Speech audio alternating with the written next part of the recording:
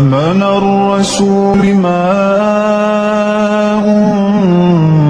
أنزل إليه من ربه والمؤمنون كل آمن بالله وملائكته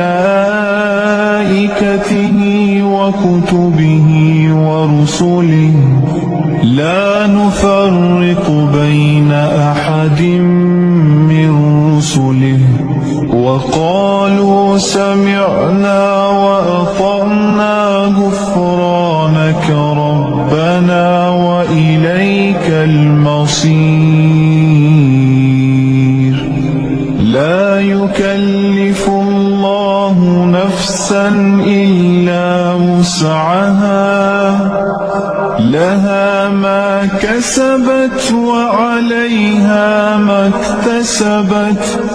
ربنا لا تؤاخذنا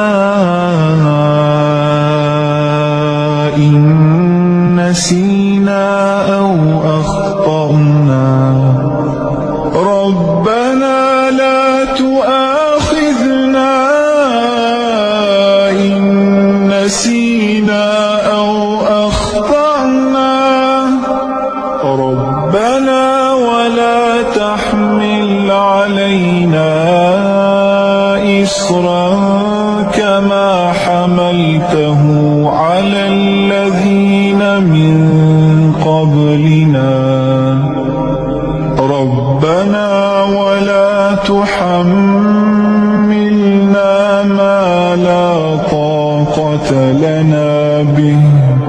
واعف عنا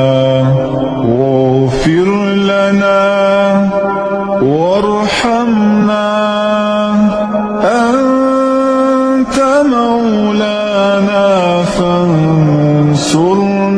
على القوم